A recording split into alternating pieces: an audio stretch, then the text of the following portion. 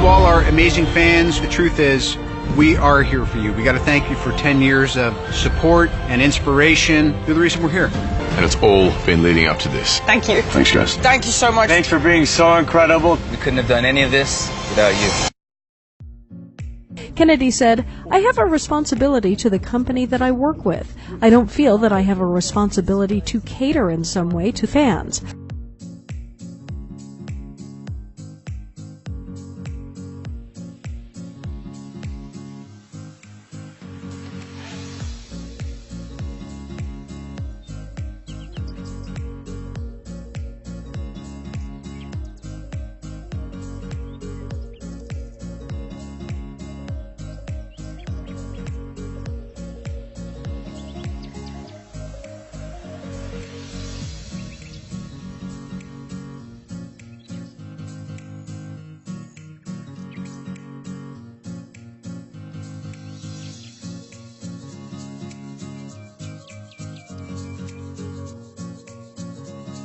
It's really put me in a position to make decisions. I mean, the fact that I can sit in a meeting and say, I think the protagonist should be a woman.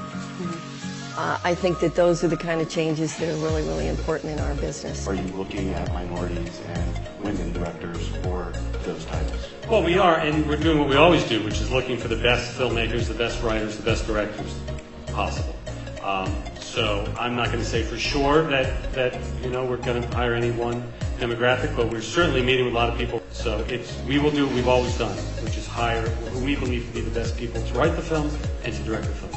It is going to happen. We are going to hire a woman who's going to direct a Star Wars movie. I have no doubt.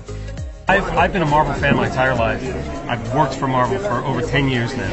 And during all of that time, it was, why can't all the characters come together like they do in the comics? And about 5 years ago, we became Marvel Studios. We had the rights to almost all of our great, great characters. And I realized, you know what, we could do it now. And we started doing little things like putting Sam Jackson at the back of Iron Man 1, bringing Black Widow into Iron Man 2, really bringing all these worlds together. And now finally it's here, and we're almost finished principal photography.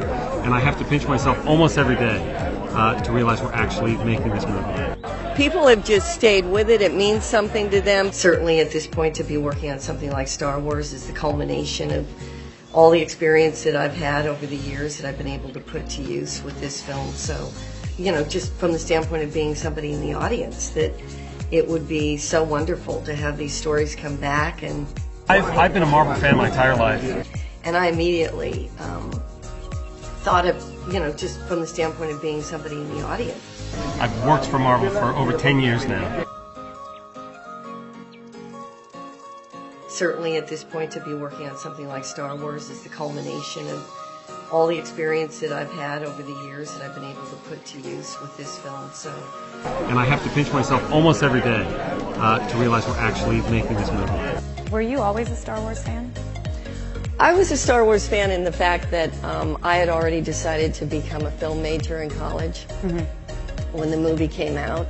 And there's no question that it was a groundbreaking movie. Marvel's the house of ideas, right? I mean, the stacks of comics that we have, I always go like this because it literally is the stack that high of almost every character, is so rich and has so much great material in it. You just have to know what to pull out. You need to know who to assemble, from the actors to the filmmakers to the screenwriters, and hope that they sort of share your vision.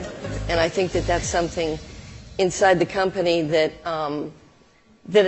I still find the most interesting, which is that George recognized that taking stories to drive technology was one of the most important things you could do.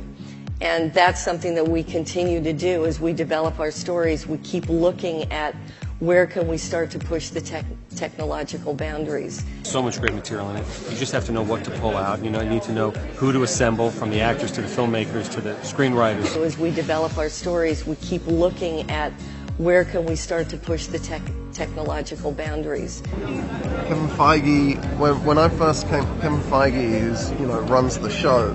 When I first came on set to do makeup tests for Vision, he kind of cried. He's a real fan. I was a Star Wars fan in the fact that I had already decided to become a film major in college from the standpoint of being somebody in the audience. I'm sure there'll be comic books and video games and novels that tell the story, but I'm just going to break in here and make sure that everybody out there realizes he is so significantly important to this next film. You have no idea. Well, that's good to hear. Mr. Modesty. I don't know that a lot of people could have pulled off getting Spider-Man in this movie except for Kevin Feige. I think it was a good answer, Ron. I want Kevin to walk back into the thunderous applause he deserves. That is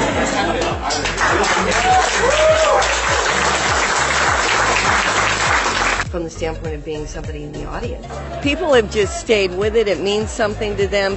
I was a Star Wars fan in the fact that I had already decided to become a film major in college. Do you think she has any just kind of inherent weaknesses or I mean, I don't really believe in weaknesses in people. Okay. I like that outlook. Yeah. It's very positive. You know, strong women are an important part of stories, but not just strong women, but vulnerable women, weak women, interesting women, funny women. And, you know, I don't think it's possible when if you're really telling a story you care about and having it come from your heart, it's just not possible to be intellectually processing like what everyone else wants, and nor would it be a good thing, a healthy thing. I don't think that's a good way to tell a story. So. Joe and I have a process where we work very, very closely with the writers, Chris Marcus and Steve McFeely, who've worked on every Marvel movie with us, and we go through a very, very thorough development process with them and script writing process where we think about the story from every different angle, think about every character from every different angle, and we really beat up and test the script to make sure that we go into production. Because these movies are so hard to shoot, you want to go into production with as tight and clear a plan as possible. It's just not possible to be intellectually processing like what everyone else wants. Think about the story from every different angle, think about every character from every different angle, and we really beat up and test the script. Ryan delivered the script, I think, the first draft that everybody responded, Kathy and everybody in the studio responded super positively, probably like 13 or 14 months before we started filming. She doesn't really have this world and this kind of big movies. So. And it goes through many iterations. I mean, the first draft, I think, went through 4 or 5 different iterations. And then you cull it down from there, and you're sort of working through the process of, being really diligent with the storytelling. Can I just say, though, a lot of times I would say to Ryan, we got to think about the fans. And he said no. You can't know everything. It just doesn't work that way. You have to get to a certain place in a process or a certain point in the road, and then you go, all right, now I see how these roads converge and how this could. And ultimately, I think what Marvel has done is they have taken the high road and they've really listened to the audience and the fans, and there's been a lot of kind of creative synergy. Every Star Wars fan has a list of stuff they want and don't want from all of these movies, and nothing's going to line up with that. We make these movies for the fans. We grew up comic book fans, so we're always excited when the audience responds. The way I approached how we would go about making Episode 7 wasn't any different than what we would do with any large tentpole movie today. And there is just the notion of let's do an Iron Man movie, or let's have the audacity to try to do a version of the Infinity Gauntlet.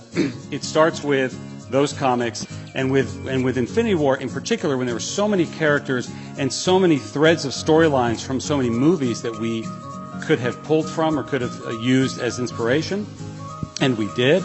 We kept going back to the giant omnibus of the Infinity Gauntlet there with all sorts of dog-eared pages and Post-its in there from moments that came directly from Jim Starlin's work there. So it is always a guide point. It's a North Star for us as we lead these giant productions into reality, are right from those books and where it all started.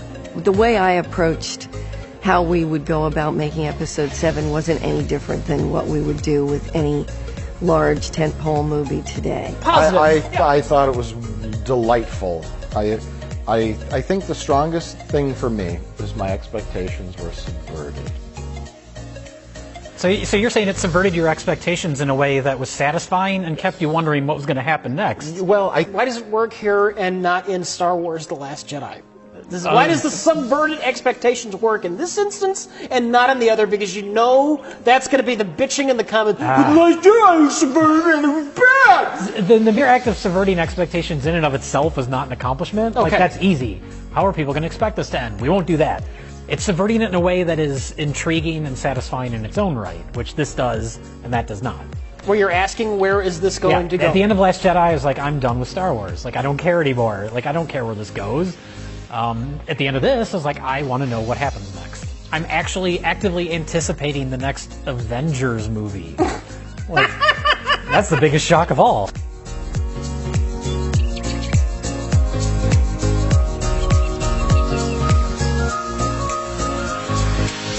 It's going to be really exciting. I mean, I've seen a little bit of the show, but you know, this is such a fan-driven enterprise and franchise, you could call it. That's a terrible thing. I was a Star Wars fan in the fact that I had already decided to become a film major in college.